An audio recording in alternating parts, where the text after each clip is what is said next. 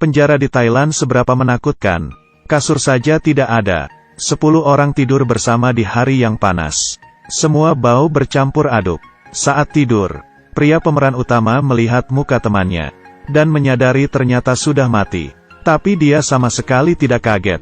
Dia melihat ke arah lain dan melanjutkan tidurnya. Di penjara, ada yang mati adalah hal yang biasa. Pengawas penjara malas untuk memeriksa, hanya mengurus mayat saat ada yang meninggal. Sang pria tahu, di tempat seperti ini semakin rendah diri semakin baik. Menjadi satu-satunya orang berkulit putih di penjara, rendah diri sama sekali tidak ada gunanya. Di saat memompa air, ada orang yang sengaja mengganggunya. Dia tidak tahan lagi pun melawan mereka. Kemudian ditangkap oleh petugas dan dikurung di dalam ruang gelap. Ruangan yang hampir sama besarnya seperti kandang anjing. Dan dikurung selama 3 hari. Setelah keluar, dia dikirim ke sel yang penuh penjahat. Ini adalah neraka di dalam penjara. Perhatikan, ini adalah kelompok orang-orang yang benar-benar jahat. Sedangkan sang pria dan temannya yang kurus adalah orang yang paling baik di antara mereka. Orang baru melapor. Dengan cepat sudah diberikan ajaran. Semuanya mengepungnya dan menaiki badannya, memaksanya untuk push up. Ini masih hal yang biasa. Temannya yang kurus lebih parah. Keesokannya, dia ditemukan gantung diri. Petugas datang lagi untuk mengurus mayat. Sangat hati dingin, seperti mengurusinya seekor burung. Seorang pria berotot melihatinya, dan berkata, "Selanjutnya adalah giliranmu."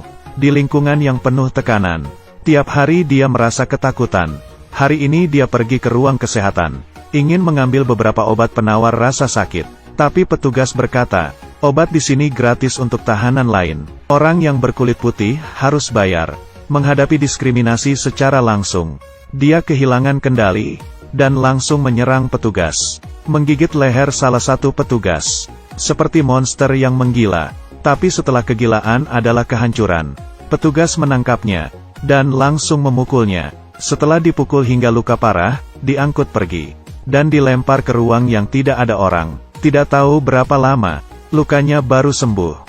Kakinya sudah dipakaikan rantai berat, dan dikirim kembali ke kamar yang penuh orang jahat. Karena masalahnya kali ini, semua tahanan di ruang tersebut menghormatinya, tidak lagi mengganggunya, demi agar tidak dihindari sendirian. Sang pria juga hanya bisa beradaptasi, bermain-main sepanjang hari, hingga malam ini. 3 orang saling menggendong, dan sampai di kipas angin atas, melepaskan sebuah belah kipas. Mereka tidak mencoba melarikan diri, tapi untuk membunuh orang. 2 jam kemudian, suara siren berbunyi. Petugas membangunkan semua tahanan, dan membawanya ke lapangan untuk diperiksa. Tadi baru saja, 3 petugas yang sedang patroli dibunuh. Senjatanya adalah belah kipas. Petugas terus mencari tapi tidak menemukan pelakunya. Hanya bisa asalan membawa 1 orang, yang membunyikan barang-barang terlarang di badannya. Kemudian bunyi suara dari toa. Tahanan itu dipukul hingga meninggal. Ini adalah demonstrasi oleh petugas. Tidak lama kemudian, ada seorang petugas mencari sang pria. Dia memeriksa bahwa sang pria dulunya adalah seorang pecandu, dan juga pernah belajar tinju. Memancingnya dengan menawarkan obat terlarang.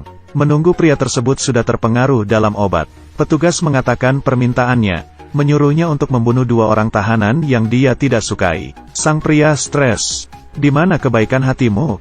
Mana? Tidak hanya itu, petugas juga berhati-hati, menjadikannya sebagai alat pembunuh. Lagi pula, sang pria tidak bisa menahan kecanduan di dalam tubuhnya. Dia menemukan 2 orang tahanan, dan memukulnya berkali-kali hingga mati. Setelah dia sudah sadar, dia merasakan penyesalan, dan memutuskan tidak boleh seperti itu lagi. Di malam hari, dia mengeluarkan sebuah pisau kecil, dan memasukkan ke dalam selimutnya, dan menggores pergelangannya. Untungnya tahanan di sebelahnya menyadarinya, dan menolongnya. Sang pria yang gagal bunuh diri, ia bertekad untuk tidak jatuh lagi. Dia mengenakan rantai kaki, dan mulai melatih tinjunya, karena dia melihat, di dalam penjara ada tim tinju. Bergabung dengan mereka, juga bisa mengubah dirinya. Keesokannya, dia datang ke tempat pelatihan tinju, tapi belum juga masuk ke dalam. Dia sudah diusir oleh pelatih. Dia pergi ke toko di dalam penjara, mengambil beberapa rokok, menggunakannya sebagai batu loncatan. barulah ia berhasil masuk ke tempat latihan tinju. Pelatih tidak berpikir untuk mengajarinya dengan baik. Dia mencarikan seseorang yang sudah kaya akan pengalaman, dan menyuruh mereka saling tanding, ingin menyusahkannya dan mundur dari sana. Alhasil sang pria baru diserang beberapa kali sudah terpojok. Pukulan itu menjadi pukulan sepihak. Di saat hidungnya membiru dan kembali ke sel, para tahanan yang mendengarnya pergi tinju pun menertawakannya. Semua orang ini tidak akan mengerti usahanya. Dia terus latihan. Tidak ada yang mengajarinya. Berlatih sendiri meninju karung pasir. Kegigihannya menarik perhatian petinju lainnya. Di saat istirahat, semua orang membicarakannya. Hingga pelatih pun juga terbujuk, dan mulai mengajarinya dengan serius. Perhatikan dulu baru serang. Jangan sembarang menghabiskan energi. Setelah belajar kemampuan tinju, ini lebih susah dibandingkan tinju biasa. Lebih menghabiskan banyak energi. Sang pria menahan sekuat tenaga. Pada akhirnya kalah juga. Tidak lama kemudian, dia mengikuti perlombaan pertama. Lawannya adalah orang yang mengalahkannya dengan teknik kunci. Di perlombaan ketiga, tulang telinganya terluka. Darah mengalir di tubuhnya. Sedangkan lawannya tidak kenapa-kenapa. Lomba dilanjutkan. Serangan lawannya semakin liar. Tapi dia menghindarinya satu persatu. Mencari kesempatan yang tepat untuk menyerangnya. Sayangnya serangannya gagal. Dan lawan mulai menyerangnya, hingga memukuli belakang kepalanya. Untungnya dihentikan oleh wasit. Sekarang, sebelah matanya sudah bengkak. Hingga pada akhir, menggunakan sekuat tenaganya, dia berusaha keras, memukul lawannya hingga ke pojokan, lalu menyerang rahang bawahnya, membuat lawannya pun terjatuh. Perlombaan tinju pertama di penjara. Dia mengubah kekalahan menjadi kemenangan, menjadi pusat perhatian. Petugas pun juga memberinya tepuk tangan. Sipir memberinya satu kesempatan, mengikuti pertandingan antar penjara di 2 bulan kemudian. Dia akan selamanya menjadi perwakilan pertama yang berkulit putih. Karena itu sipir memberinya pindah ke ruangan bersama petinju lainnya. Sebelum pergi, tahanan lainnya menatapnya dengan ekspresi yang rumit. Awalnya mereka menertawakannya. Sekarang mereka terasa ditampar. Sejak itu dia semakin berusaha keras. Memiliki pelatih khusus. Setelah latihan akan dipijit, pelatih juga mengajarinya segalanya. Mengajarinya kemampuan yang sangat hebat, bagaimana cara mengeluarkan energi, bagaimana caranya memutar badan. Sang pria terus berusaha keras. Suatu kali di saat latihan, dia kecanduan narkoba, kehilangan kesadarannya dan mulai menyerang temannya. Pada akhirnya ditangkap oleh petugas, dan dikurung di sel tanpa ada siapa-apa. Setelah melampiaskannya ke dinding, dia perlahan-lahan mulai tenang. Mengerti dirinya tidak boleh lagi dikontrol oleh narkoba. Kalau tidak hidupnya tidak akan ada kesempatan lagi. Setelah beristirahat selama seminggu, dia kembali ke tim untuk latihan. Melihat dia yang meminta maaf dengan tulus. Temannya yang dipukul pun memaafkannya. Latihan dilanjutkan. Terus latihan. Tiba-tiba dia berlari ke dalam toilet, dan memuntahkan darah. Lalu terjatuh ke lantai. Setelah diperiksa, beberapa organ tubuhnya ada yang rusak, terutama pinggang kiri. Tidak boleh mengikuti pertandingan lagi. Tidak mudah sudah sampai di sini. Bagaimana mungkin dia akan menyerah? Tidak lama kemudian, pertandingan pun tiba.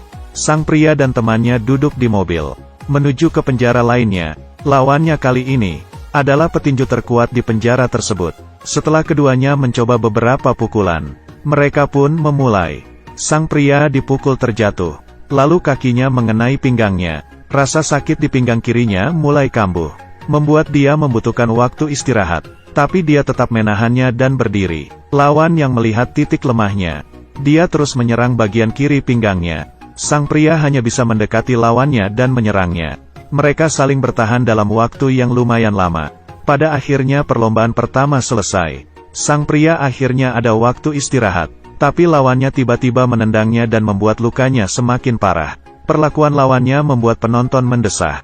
Pelatih sang pria pun semakin emosi. Tapi perlombaan tinju di penjara tidak ada peraturan. Dan lawannya adalah tahanan yang tercela. Dia juga tidak bisa apa-apa.